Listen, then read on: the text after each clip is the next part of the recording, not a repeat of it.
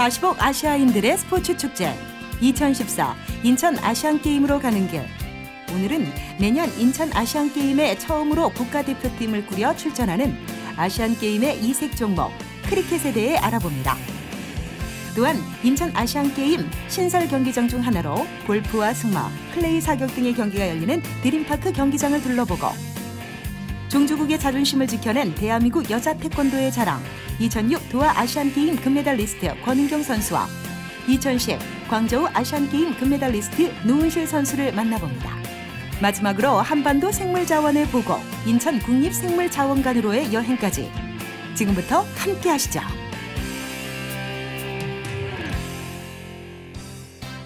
안녕하세요. 아시안게임 가는 길 MC 이결혜입니다.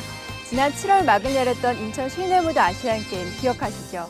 4년 뒤 실내무드 아시안게임의 개최지는 중앙아시아에 위치한 투르크메니스탄으로 결정됐다고 합니다. 얼마 전 투르크메니스탄 고위급 관료들이 한국을 찾아 국제대회의 노하우를 알기 위해서 방문했다고 하는데요. 월드컵, 올림픽, 아시안게임 등 굵직한 대회 경험을 갖고 있는 우리나라의 노하우를 투르크메니스탄과 같은 스포츠 약소국들과 공유하는 것이 진정한 아시안게임의 스포츠 정신이 아닌가 싶습니다.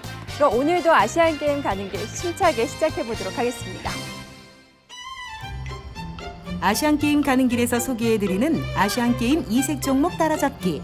오늘 그 첫 번째로 우리나라의 야구만큼 인도에서 인기가 많은 스포츠 크리켓에 대해서 알아보도록 하겠습니다. 지난 9월 말 크리켓 국가대표 선수들이 모여있다고 해서 경기도 수원에 있는 성균관대학교 운동장으로 찾아갔습니다. 얼핏 보면 야구와 비슷해 보이는 크리켓은 영국에서 만들어졌지만 인도의 국민 스포츠로 각광받고 있는 운동입니다. 크리켓은 쉽게 설명하면은 영국식 야구라고 생각하시면 되는데 굉장히 야구와 닮은 그런 국기 스포츠로 현재 연영방 국가들에서 많은 인기를 가지고 있는 스포츠입니다. 크리켓은 2010 광저우 아시안게임에서 처음 채택되었고 우리나라 크리켓 대표팀은 이번 인천 아시안게임에 처음으로 출전합니다. 크리켓은 우리에게는 낯설지만 세계에서 축구 다음으로 인기가 많은 스포츠입니다. 그럼 야구와 비슷한 듯하면서도 다른 크리켓에 대해 자세히 알아볼까요? 먼저 야구장에서의 내야와 마운드라 볼 수 있는 크리켓 필드의 중앙부를 피치라고 합니다. 피치의 한쪽 끝에는 스텀프라고 하는 세 개의 막대기 위에 베일이 올려져 있는데요. 이것을 야구에서 홈베이스의 역할을 하는 위켓이라고 합니다.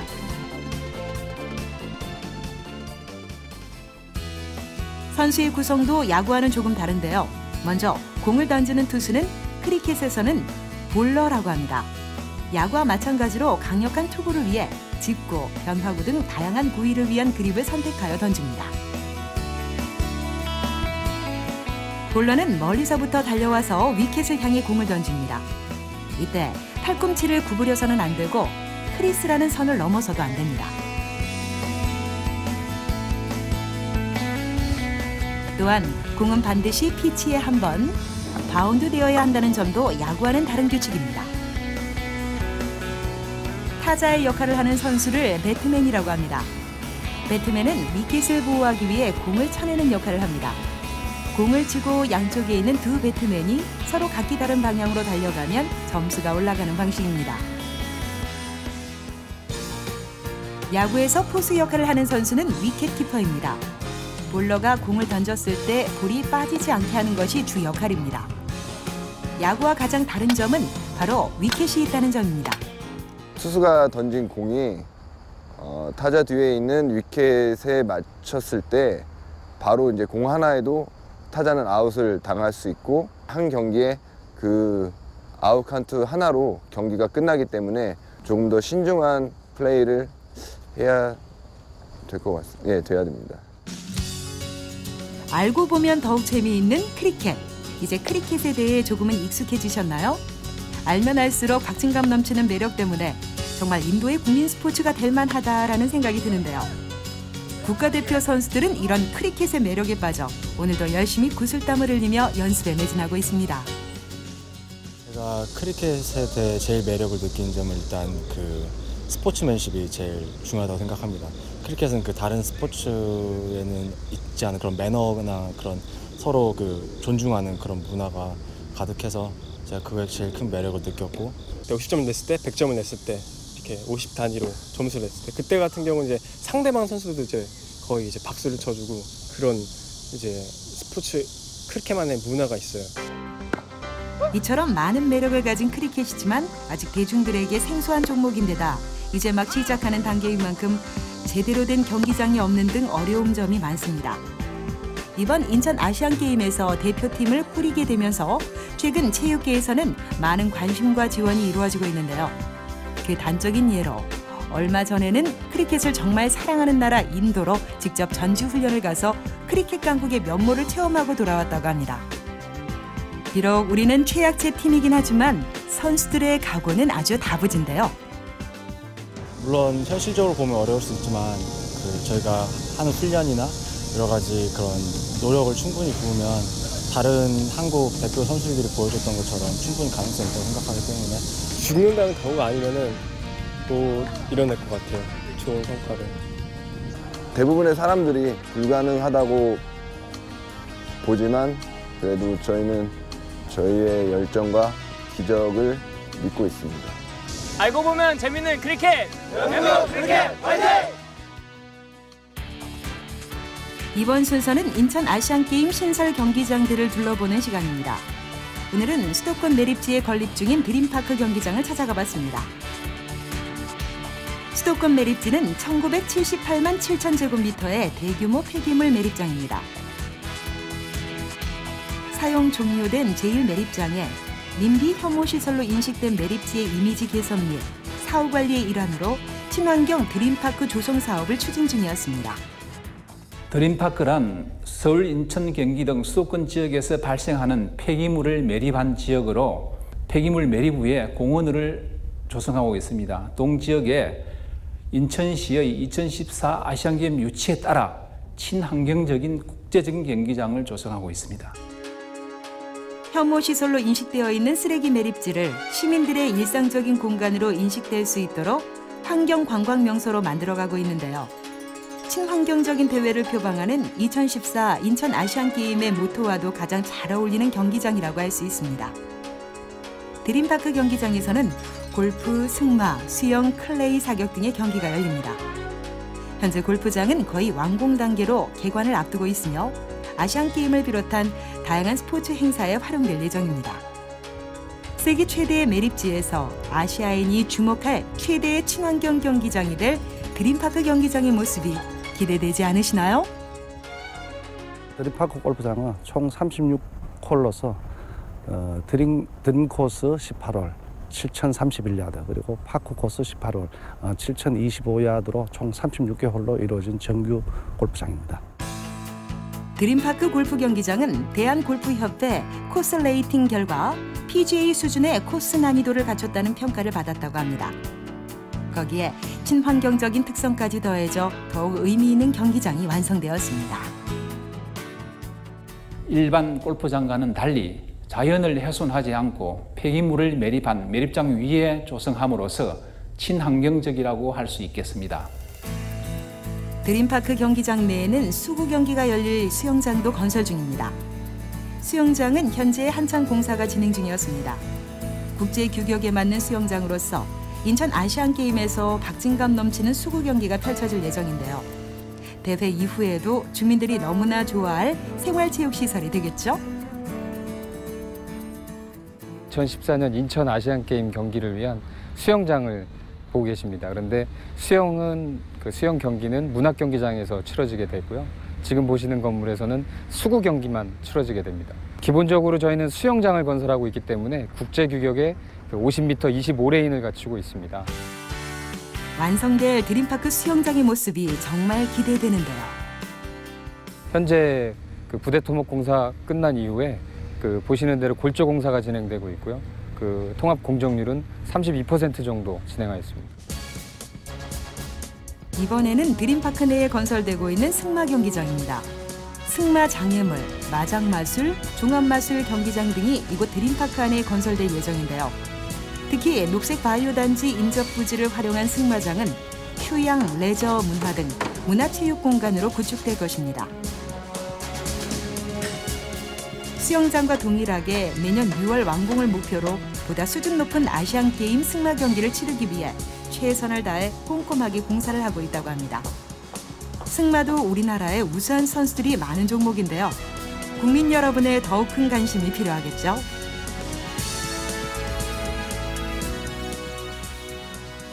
준공일도 수영장과 승마장 동일하게 2014년 6월 17일 준공 예정에 있고요.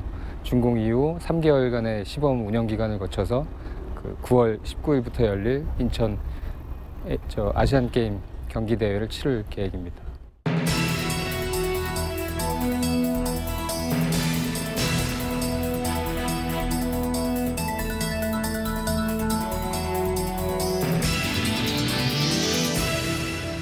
네, 오늘 파워 인터뷰의 주인공은 자랑스러운 대한민국 태권도 여자 선수들입니다. 2006 도하 아시안게임 금메달리스트 권은경 선수와 함께 2010 광저우 아시안게임 금메달리스트 노은실 선수와 함께합니다. 안녕하세요. 안녕하세요. 네, 안녕하세요. 시청자 여러분들께 간단하게 인사 한 말씀 부탁드릴게요. 안녕하세요. 마이너스 53kg급 태권도 국가대표 권은경입니다. 안녕하세요. 마이너스 62kg급 태권도 국가대표 노은실입니다.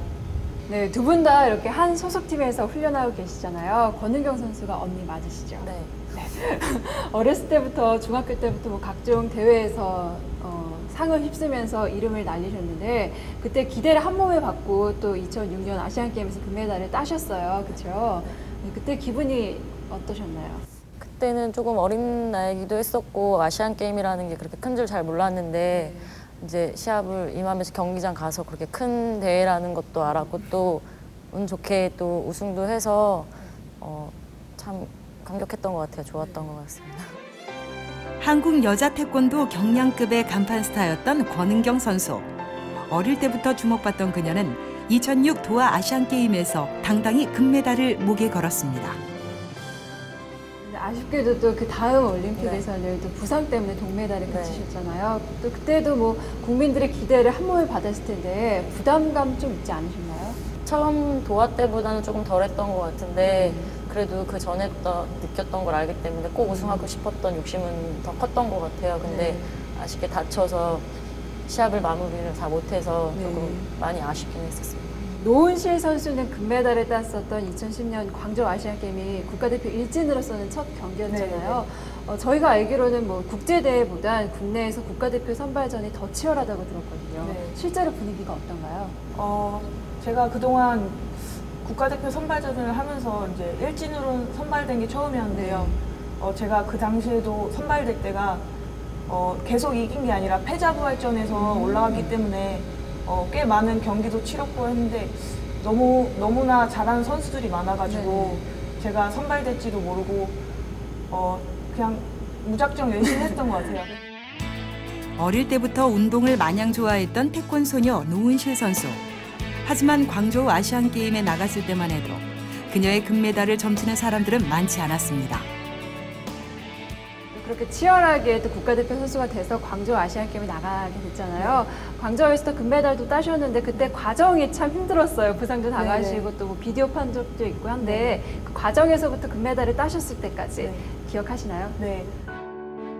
대만 선수와의 준결승에서 비디오 판독의 일방적인 응원까지 유난히 힘든 경기를 치른 노은실 선수. 결국 그녀는 종주국의 자존심을 지켰습니다. 두 분 다 경기하실 때는 굉장히 카리스마가 또 있고 하신데 일상생활에서 또 20대 가장 꽃다운 나이잖아요. 운동 말고 다른 취미는 갖고 계신가요? 저는 태권도라는 운동도 좋아하긴 하는데 다른 운동에도 좀 관심이 많이 있거든요. 그냥 레저 같은 뭐 스노우보드도 그렇고 아니면 웨이크보드나 이런 것도 좀 많이 관심이 좀 있습니다. 네, 저도 언니랑 스노우보드 타는 거 좋아하고요. 특히 제가 되게 다이나믹한 거 좋아해서요. 뭐 평상시 이제 외박 받고 그래도 등산을 가던가 아니면 사이클 타고 타천. 그럼 취미도 운동에서 또 운동이군요. 같이 하시나요, 보통? 같이 할 때도 있고 또 다른 거 할 때도 있고. 만약에 태권도를 시작하지 않으셨다면 지금쯤 뭐가 됐을까요? 상상해 보신 적 있으신가요? 좀 의외긴 한데 저는 유아 이런 거에 좀 관심이 많아서 유치원 선생님이나 좀 그런 걸 관심이 많았거든요. 그런 쪽으로 가지 않았을까. 의외네요. 네. 노은신 선생님요? 저는 워낙 어렸을 때부터 운동을 좋아해가지고요. 태권도를 굳이 안 했더라도 뭔가 다른 운동으로 뭐 국가대표를 하지 않았을까. 혹시 뭐 다른 거 특별한 거 있으신가요? 뭐 우스갯소리지만 제가 좀 레슬링도 좀 하고 그래서 여기 삼성생명 감독님도 저를 눈여겨보고 힘이 좀 좋아서 20대 숙녀들답게 즐거운 인터뷰를 이어나가는 두 선수. 이제 두 선수들의 앞으로가 더욱 궁금해지는데요. 자랑스러운 대한민국 태권도 대표 선수로서 어떤 꿈을 가지고 있을까요? 선수 앞으로의 목표가 굉장히 궁금합니다. 선수로서의 최종 목표 세우셨나요? 우선 선수로서는 누구나 바라는 올림픽이 최종 목표가 되겠는데요. 우선 그거는 아직 조금 기간이 있으니까는 그건 최종 목표이고, 또 지금 가장 가까운 이제 인천 아시안 게임이 있으니까 저희는 이제 매년 선발전을 하기 때문에 그 선발전에 아시안 게임에 나갈 수 있는 이제 출전권 따는 게 가장 첫 번째 목표인 것 같아요. 네, 저도 물론 모든 스포츠인들의 꿈인 올림픽이 최종 목표고요. 이제 눈앞에 있는 이제 인천 아시안 게임에서 일단 대표 선발전 하는 게 굉장히 어렵기 때문에 대표 선발전을 통과한 후에 이제 인천 아시안 게임에서 2연패하는 게 저희 목표입니다. 그럼 혹시 생각해 두신 메달 색깔 있으신가요? 당연히 금색. 네, 두 분 다 좋은 결과 있길 바라겠습니다. 네, 마지막으로 시청자 여러분들께 인사 말씀 부탁드릴게요. 앞으로도 이제 얼마 남지 않았는데 많은 태권도에 대해서 많은 관심 가져주시고 또 많이 응원 많이 해주셨으면 좋겠습니다. 내년이면은 한국에서 인천에서 아시안 게임이 열리는데요. 저랑 권은경 선수가 이제 나가서 금메달 딸 수 있게 열심히 응원 부탁드리고요. 저희도 노력 많이 하겠습니다. 감사합니다.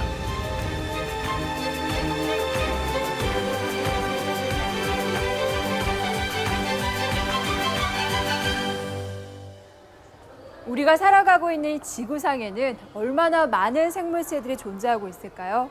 약 1000만 가지 이상이 있다고 하고요. 한반도에만 10만 가지 이상이 존재하고 있다고 합니다.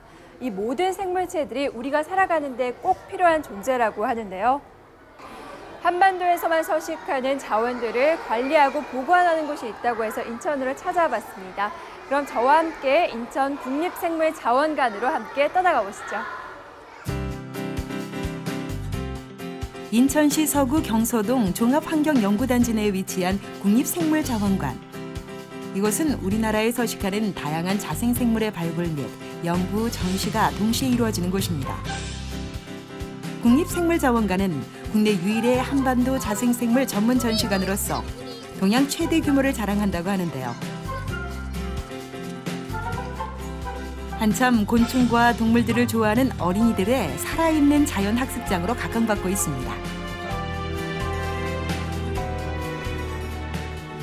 사실은 생물이 우리 삶의 어떤 의식주를 해결해 줄 수 있는 근원이거든요. 그래서 그 생물 자원적인 가치가 높기 때문에 그 생물의 자원적 가치를 홍보하기 위해서 사실은 이 전시관을 세우게 된 겁니다. 먼저 1층에 있는 제1전시실에는 한반도의 다양한 고유생물과 자생생물, 실물 표본이 5단계로 나뉘어 전시되고 있습니다. 특히 원핵생물, 원생생물 및 진균계 코너에서는 눈에 보이지 않는 생물을 현미경 사진으로 볼 수 있으며 식물계 코너에는 선태식물, 양치식물, 거시식물, 속시식물 등 주요 분류군의 특징과 구조, 생활사 등을 소개하고 다양한 표본을 전시하였습니다. 아이들에게는 그야말로 신기한 경험이겠죠? 제1전시관은 한반도에 자생하는 생물들을 크게 5그룹으로 그룹핑을 해서 하등한 것에서부터 고등한 것 순으로 다 거의 대부분 표본으로 전시를 해놨고요. 그 다음에 이러한 표본들은 기증을 받거나 아니면 이제 로드킬에 의해서 죽은 표본들을 박제를 해서 전시를 해놨습니다. 이곳은 우리에게 익숙한 동물들을 실물 크기로 전시해 놓은 대형 포유류 코너입니다. 이곳에는 우리나라 전시관 중에서 가장 많은 22종의 자생 포유류가 전시되어 있습니다. 정말 당장이라도 살아 움직일 것만 같은데요. 이와 함께 생물 다양성의 근원인 변이와 종분화, 우리나라 고유종 등을 다양한 실물 표본과 함께 살펴볼 수 있습니다. 동물계의 조류 코너는 텃새, 철새 및 바다에 살고 있는 새들을 구분하여 전시하였고 철새의 이동 경로와 해당 조류를 함께 연출하였습니다. 그럼 제2전시실에는 무엇이 있을까요?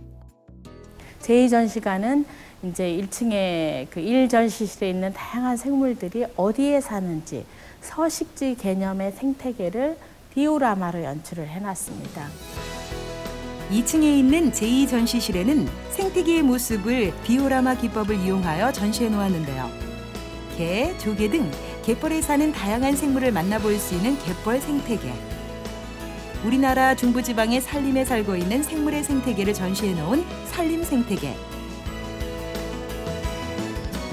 독도 주변 바닷속에 살고 있는 생물의 생태계를 재현해 놓은 해양 생태계 등이 마련되어 있습니다.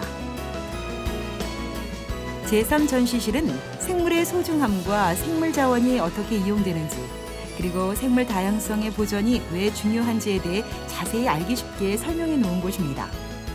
생물은 지구 환경을 유지시켜줄 뿐 아니라 우리의 일상생활에서 다양하게 이용되고 있는 소중한 자원입니다. 사실은 생물 자원은 우리가 모르고 있어서 그렇죠. 우리 의식주, 우리 생명의 근원이거든요. 그래서 예전에 원시시대 때는 뭐 공업화, 산업화 이전에는 우리는 자연계 동식물로부터 뭐 음식과 옷과 주택과 모든 것을 다 거기에서 자연으로부터 얻었어요. 그래서 이제 생물이 바로 자원이다라고 이제 인식을 하게 된 거죠. 그래서 이제 우리나라뿐만이 아니라 세계 각국은 그 어떤 생물의 어떤 자원적인 가치를 인정을 해가지고 서로 보존하려고도 하고, 그 다음에 이제 그 가치를 좀 더 우리 사람들이 유용한 쪽으로 이제 활용하려고 하는 그런 연구들도 많이 하고 있습니다. 얼마 전 인천 아시안게임 조직위원회에서 이번 아시안게임에 사용하게 될 금, 은, 동메달의 디자인을 공개했습니다. 앞면에는 인천을 상징하는 5가지를 형상화한 오각형의 무늬가 있고요. 뒤쪽에는 한글의 우수성을 세계에 알리고자 한글과 영문의 슬로건이 디자인되어 있다고 합니다. 이 아름다운 메달들의 주인공이 누가 될지 벌써부터 궁금해지는데요. 그럼 저희는 다음 시간에도 더욱더 알찬 정보로 찾아뵙도록 하겠습니다. 시청해주셔서 감사합니다.